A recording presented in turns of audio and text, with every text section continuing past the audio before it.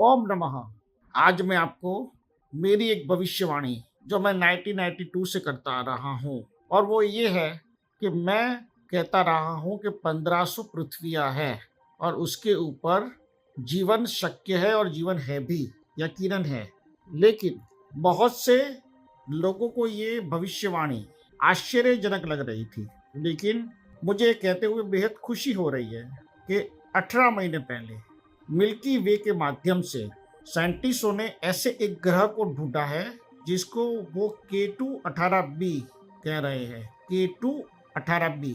और उस पर उनका मानना है कि जीवन है।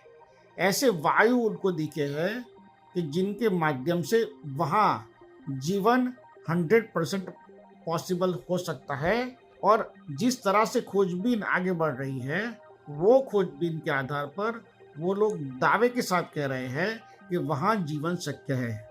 यानी कि मैं जो कह रहा था, मेरा जो मानना था, मेरा जो प्रेडिक्शन था, वो सही साबित हो रहा है।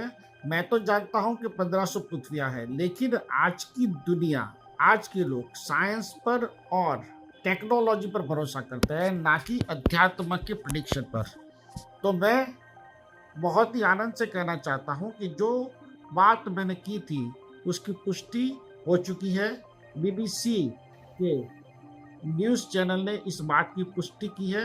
उन साइंटिस्टों के साथ भी उस बारे में डिस्कस की है जिस पर वो लोग दावा कर रहे हैं और सत्य बता रहे हैं। उस लोगों ने उस ग्रह का नाम K2-18b रखा है और वो लोग जिस तरह से छानबीन कर रहे हैं, वो छानबीन सही दिशा में जा रही है।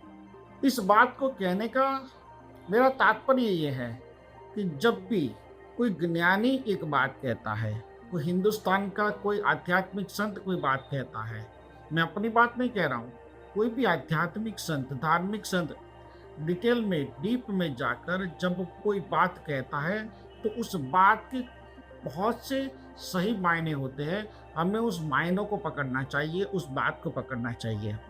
कुछ लोग कहेंगे कि चलो आपकी बात मान भी लेते हैं गुरुजी कि 1500 पृथ्वियाँ हैं, लेकिन उससे हमें क्या फ़ायदा या नुकसान?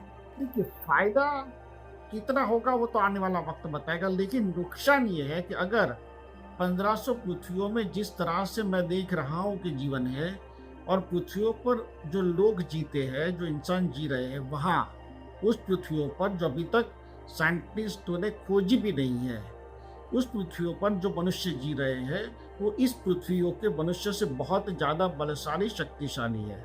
आज हम डर रहे हैं कि वर्ल्ड वॉर ना हो।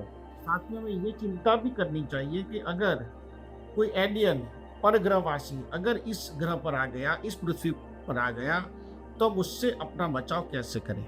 आज के इस प्रवचन में ना मैं कोई मंत्र दूंगा, ना मंत्र शक्तिपात दूंगा। मैं सिर्फ आपको सोचने के लिए मजबूर करना चाहता हूँ कि आप सोचिए, समझिए कि आने वाली आपकी जनरेशन अगर परग्रहवासी से युद्ध लड़ रही होगी या आप भी लड़ रहे होंगे, तो किस तरह से उनके साथ डील करनी चाहिए। सबसे पहले तो ये बात सबको समझ लेनी होगी कि हमारी पृथ्वी के अलावा दूसरे ग्रहों पर भी जीवन है। सबसे पहली बात तो ये।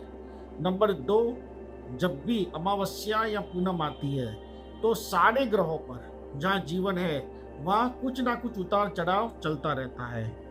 हमारे यहाँ अमास होती होगी तो किसी और ग्रह में पूनम होती होगी।